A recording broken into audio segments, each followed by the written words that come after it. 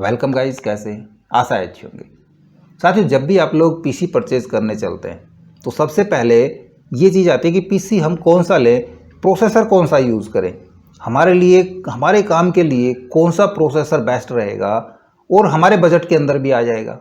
तो इन सभी के लिए मैं आपको सजेस्ट करने वाला हूँ विद उनकी कॉन्फ़िगरेशन कि कौन से प्रोसेसर की या कौन से सीपीयू की क्या स्पेसिफिकेशंस है, क्या उसका प्राइस पड़ने वाला है और आपके लिए कौन सा सूटेबल रहेगा, ये डिसाइड कर पाएंगे आप ये वीडियो देख करके। क्योंकि इसमें हम सभी i5, i7 और i9 प्रोसेसर की सभी जनरेशन के स्पेसिफिकेशंस और उनके रेट यहाँ पे आपको कंपेयर करने वाले हैं।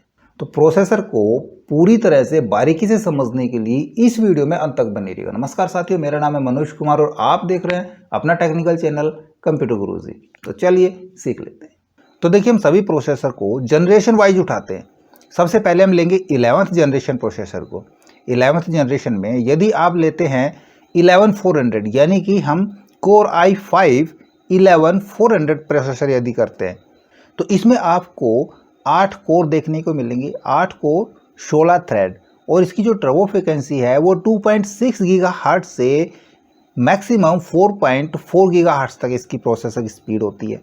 सॉकेट इसका LGA 1200 होता है। एफिशिएंसी की बात करें तो एफिशिएंसी लगभग सभी प्रोसेसर में 14 nm की है। 12 MB कैचे और अल्ट्रा HD के साथ ये हमको मिलता है। इसमें इनबिल्ट इंटीग्रेटेड ग्राफिक्स होते हैं। 3 मॉनिटर सपोर्ट करता है। PCI एक्सप्रेस इसके अंदर ग्राफिक कार्ड होता है, इंटरफेस, और इसका प्राइस 11,999 में जब मैंने इसको देखा है ऑनलाइन तब का है। ये कम ज़्यादा होता रहता है, तो प्राइस को आप फिक्स न मान के चले, ये 19-20 ऊपर नीचे चलता रहता है।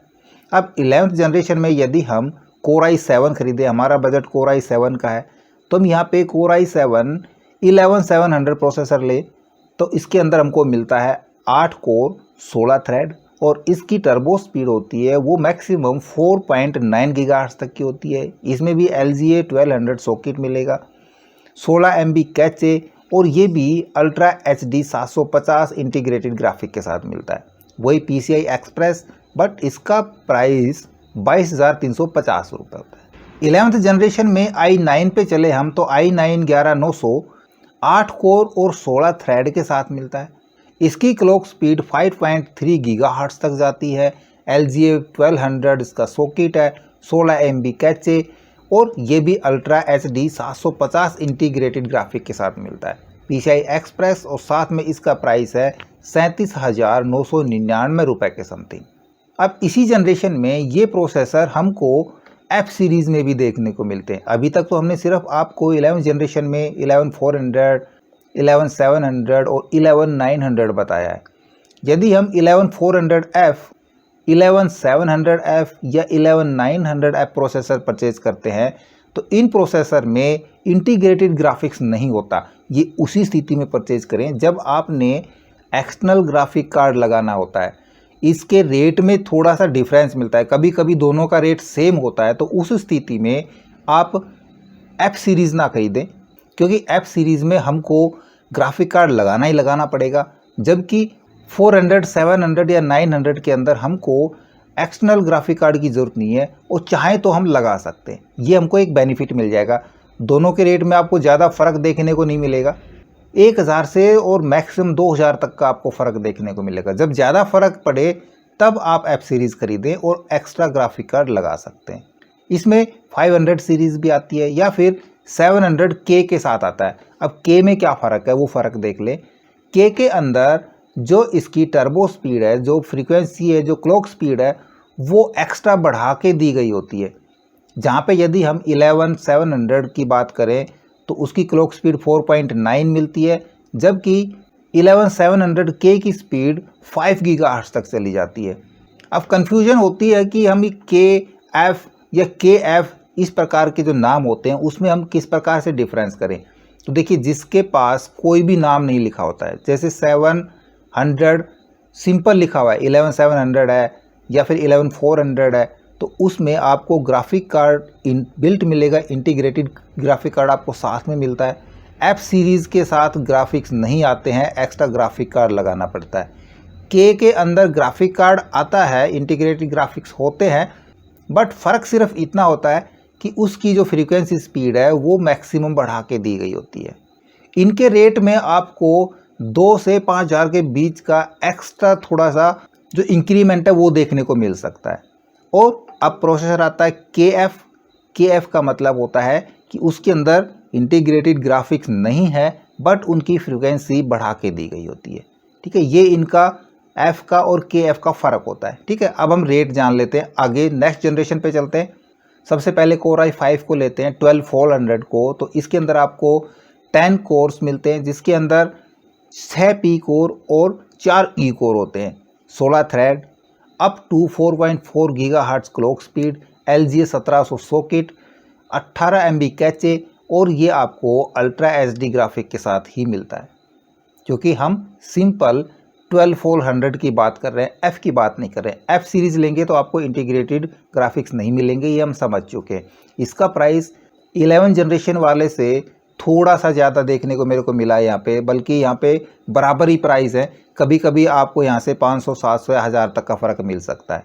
Core i7 12700 की बात करें तो इसके अंदर आपको 12 कोर मिलेंगे और 20 थ्रेड मिलेंगे। 12 कोर के अंदर 8 P कोर और 4 E कोर मिलते हैं। क्लॉक स्पीड सेम होती है, सॉकेट भी सेम होता है, कैचे बढ़ जाता है, इसके अंदर कैचे 25 MB मिलेगा, और इसका प्राइस आपको पड़ेगा 24,928 के समथिंग। i9 पे चलते हैं 12 जनरेशन में। हम 12900 की बात करें तो इसमें कोर बढ़ जाते हैं थोड़े से, टोटल 16 कोर मिलते हैं हमको इसमें, जिसके अंदर 8 परफॉर्मेंस कोर होते हैं और 8 ही एफिशिएंसी कोर होते हैं। 24 थ्रेड्स, 30 MB कैचे, सॉकेट वही 1700 4K, और क्लॉक स्पीड इसकी 5.10 गीगाहर्ट्ज़ तक होती है। और इसका प्राइस आपको 60,000 से अबव मिलेगा, समथिंग आपको 64,000 का प्राइस इसको यहाँ पे देखने को मिलेगा।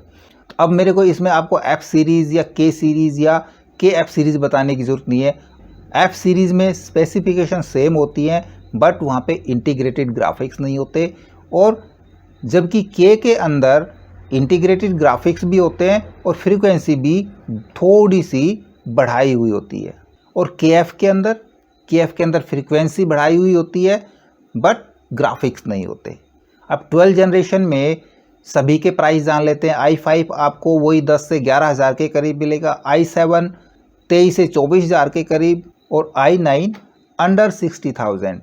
और यदि आप ग्राफिक्स के साथ लेना चाहते हैं तो 1000 से 2000 या 5000 तक का आपको यहाँ पे डिफरेंस देखने को मिलेगा। अब चलते हैं हम 13 जनरेशन के ऊपर। 13 जनरेशन i5, हम 13400 की बात कर रहे हैं अब। तो इसमें आपको मिलते हैं 10 कोर्स, 6 P कोर और 4 E core, 20 threads, 20 MB cache, clock speed 4.6 gigahertz, और सॉकेट LGA 1700।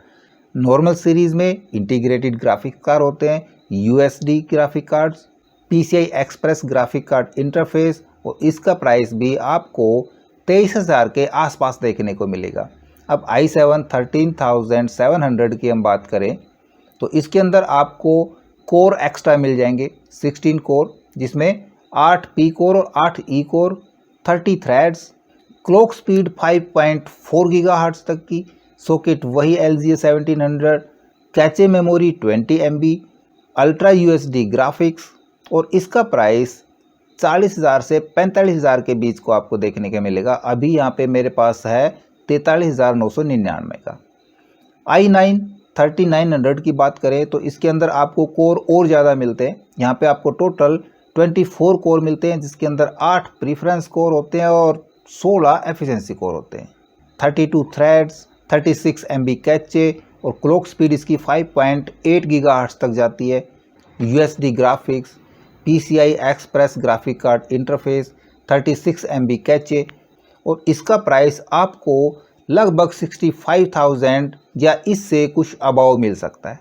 सेम कंपैरिजन आप इसकी F सीरीज़ के साथ कर सकते हैं, K सीरीज़ के साथ कर सकते हैं, और KF सीरीज़ के साथ कर सकते हैं। यदि आपका बजट और ज़्यादा 14 जनरेशन अगर परचेज़ कर रहे हैं तो हम बात करें Core i5 14 जनरेशन की, यानी कि 14400 की, तो यहाँ पे आपको 10 कोर देखने को मिलेंगे, जिसमें 6 P कोर और 4 E कोर होते हैं, 16 thread, 20 MB cache, PCI express, UHD graphics, clock speed up to 4.7 gigahertz और सॉकेट LGA 1700। इसका प्राइस 25,000 के आसपास ही मिलेगा, 25 से 30 के बीच में। Core i7 यानी कि 14700, इसमें अच्छे खासे कोर मिलते हैं। यहाँ पे हमको 20 कोर्स मिलते हैं जिसमें 8 P कोर और 12 E कोर होते हैं, 28 थ्रेड्स होते हैं, 28 MB कैचे पावर होती है। क्लॉक स्पीड भी इसकी 5.4 गीगाहर्ट्ज़ तक की होती है। सॉकेट वही LGA 1700, ultra HD graphics, PCI express graphic card interface मिलता है और इसका प्राइस 45,000 के अराउंड मिलेगा। 14 जनरेशन में यदि Core i9 प्रोसेसर खरीदते हैं 4900, तो यहाँ पे हमको 24 कोर्स मिलते हैं जो कि अब तक के सबसे ज़्यादा कोर्स हैं, जिसमें 8 P कोर और 16 E कोर होते हैं, 32 thread, 36 MB cache memory, 5.8 gigahertz तक की इसकी स्पीड देखने को मिलती है। यदि इसमें आप K प्रोसेसर लेते हैं साथ में यानी कि 4900K, तो यहाँ पे थोड़ी सी मेमोरी और बूस्ट कर दी जाती है, वहाँ पे आपको 6 गीगाहर्ट्ज़ तक की मेमोरी देखने को मिल सकती है इसकी क्लॉक स्पीड, और इसका प्राइस समथिंग 70,000 के करीब आपको मिलेगा। तो ये प्रोसेसर हमने सारे बताए आपको i5, i7 और i9, जिसमें हमने जनरेशन शामिल करी है 11th, 12th, 13 और 14 जनरेशन के प्रोसेसर। इनमें आपने रेट देख लिए, इनकी स्पेसिफिकेशंस देख ली, तो इसके अकॉर्डिंग आप अपना कोई भी अपने बजट के अकॉर्डिंग एक पीसी बिल्ड कर सकते हैं। अब इनके लिए हम मदरबोर्ड कौन सा यूज़ करेंगे, तो आज के वीडियो में इतना ही। नेक्स्ट वीडियो में हम बात करेंगे मदरबोर्ड को लेकर के कि कौन से प्रोसेसर के ऊपर कौन सा मदरबोर्ड कंपेटेबल रहेगा, कौन सा मदरबोर्ड हमको चीप प्राइस में मिल जाएगा, या कौन सा मदरबोर्ड ड्यूरेबल होता है। इस तरह की सारी जानकारी हम शेयर करेंगे नेक्स्ट वीडियो में, तो लगातार बने रहिए। ये वीडियो आपको कैसा लगा इसके बारे में हमें कमेंट्स में लिख के बताएं। हमारे वीडियोस को ज़्यादा से ज़्यादा हम दोस्तों में शेयर करें, लाइक करें, और यदि नए हैं हमारे चैनल पे तो हम सब्सक्राइब जरूर कर लें।